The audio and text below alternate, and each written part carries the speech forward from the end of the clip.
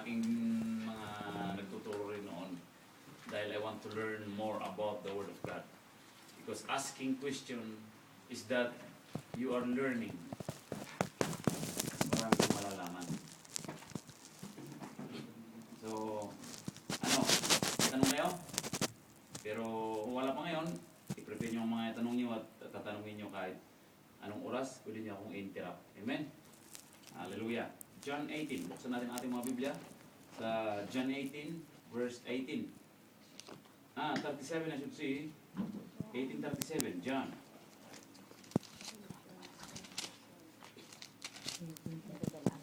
Ayan.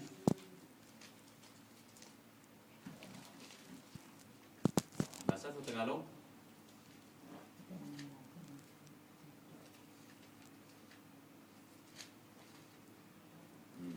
Basa Rio.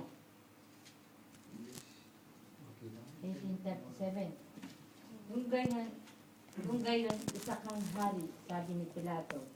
Sumagot si Jesus, kayo na ang nagsasabing ako'y hari. Ito ang dahilan kung bakit ako ipinanganak at naparito sa sanlibutan upang magsalita tungkol sa katotohanan. Nakikinig sa aking tinig ang sinumang nasa katotohanan. Amen. Kung makita nyo dito, sinagot ng ating Panginoong Hesukristo, si Pilato, sabi na, you yourself are saying that I am a king, for this I have been born, and for this I have come into the world, and I should bear witness into the truth. So makikita natin dito, mga kapatid, yung sinabi ng ating Panginoong Hesukristo, the reason why He came in this world is to bear the truth.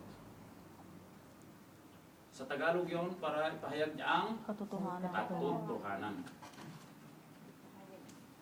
Para ipahayag ang katotohanan. So, ang pagparito ng ating Panginoong Jesucristo, dahil naniniwala lahat tayo sa Kanya, amen? Amen.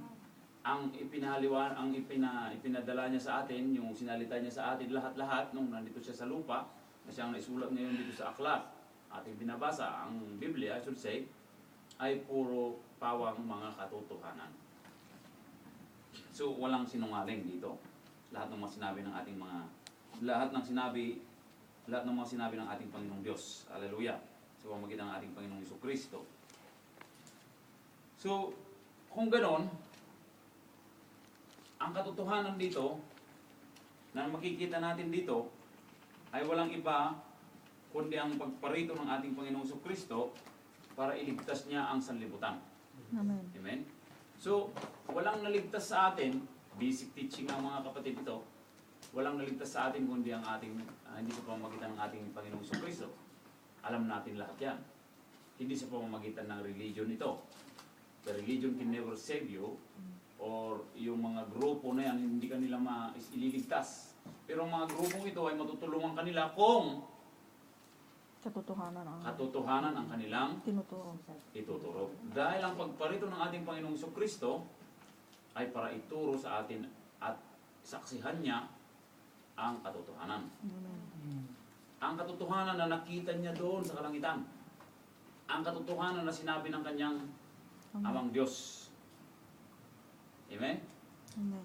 So makikita natin ngayon dito na kung ang ating Panginoong Diyos ay sinabi niya sa atin ang katotohanan, kailangan makinig tayo. Dahil katotohanan. Dahil sayang ang pakikinig nyo kung kalukuhan. Amen. Amen? Pero kung katotohanan, sinabi niya nga sa kanyang salita na heaven and earth will pass away, but my word will remain forever. Amen? Dahil ang salita niya ay pawang katotohanan. Oh. So kung katotohanan, magbibigay ito ng buhay. Buhay na walang hanggan. Ayan. Amen. Kaya sabi niya dito sa ating topic ngayon, ang titingnan natin dito, who bears. Ibig sabihin ng sino ang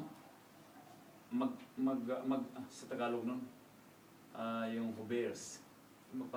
Yung gagawa. Di ba? Ano ba yun?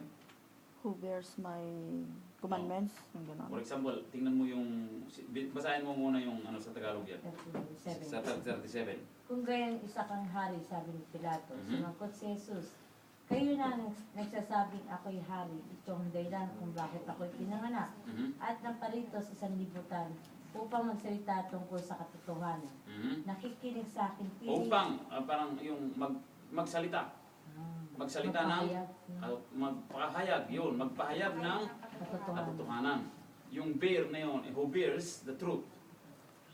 Para ibig sabihin nun yung magbunga para ipahayag yung katotohanan.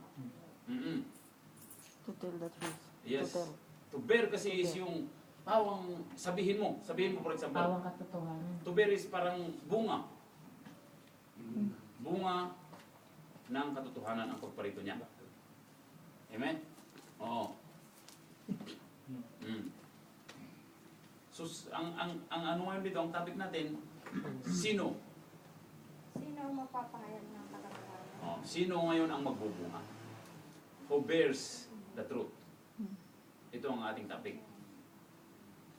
Nakita na natin dito na walang iba kundi ang ating Panginoong Kristo. Walang ibang nagbigay sa atin ng katotohanan kundi ang ating Panginoong Kristo. So don't tell me ngayon na makakagawa kayo ng katotohanan Without. kung hindi kayo mananampalataya sa ating Panginoong Kristo. And who will judge us anyway? Is it the man or God? God. God. If only God can judge us, so then kailangan nating Obey. i-obey ang katotohanan sinabi ng ating Panginoong Diyos. Parang di ba? Sundin. Sundin, yon. Kailangan nating sundin ang sinabi ng ating Panginoong Kristo na pawang katotohanan lamang. Para tayo rin ay magiging katotohanan. So ngayon, kung hindi sinusundan yung sinasabi ng ating Panginoong Kristo, huwag niyong sabihin kayo ay nasa katotohanan. For short, i-analyze natin kung hindi tayo nandun sa katotohanan, kung hindi na tayo nananampalataya sa ating Panginoong Kristo, kung hindi natin sinusundan ang sinasabi ng ating Panginoong Kristo, nandun tayo sa kamalian. For short, amen? Dahil siya lang ang katotohanan. Oh. Maliban lang kung makahanap kayo ng iba sa Biblia na may isang totoo na hindi lang ang ating Panginoong Kristo. Pero sa ating mga Pilipino, we know it already, the truth of the fact that it's only Jesus Christ is the truth. Amen? Amen. Hindi sa religion, walang ano yung religion, wala yung bali yung religion sa atin. Dahil ang religion nakakatulong lang. Amen? Okay. So dito, makikita natin ngayon dito, mag-concentrate tayo na ang Panginoong Kristo lang ang nagbibigay sa atin ng katotohanan.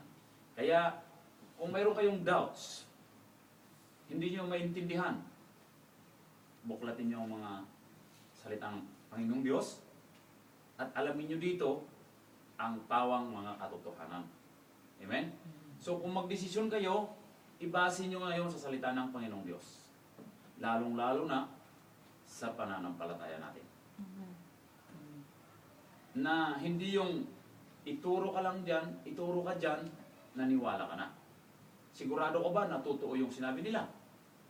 Ngayon alam na natin ang katotohanan lang ay walang iba kundi ang ating Panginoong Kristo. At ang lahat ng sinabi ng ating Panginoong Kristo ay nakasahad sa kanyang Banal na po. banal na salita. Mabuti na lang at hindi bawal ngayon magbasa ng salita ng Panginoong Diyos. Freedom. You know how to read, you can understand the Word of God. You are intelligent enough to understand the Word of God. So, sabi nga dito sa Biblia na sa katotohanan ay pawawalan ka ng sala. The truth will set you free. Yan sabi niya. Amen? Bibigay ng kalayaan. Yun, kalayaan. Kalayaan pala yun. Sa Tagalog. Matthew 13:23. Dito na yung mga bata. God bless. Ano, sumayo ka? Oh, very good. Amen. Matthew, wala. Nakarating na sila. Wala. Matthew 13:23. 13. 23. Uy. O bears. Parang Mm.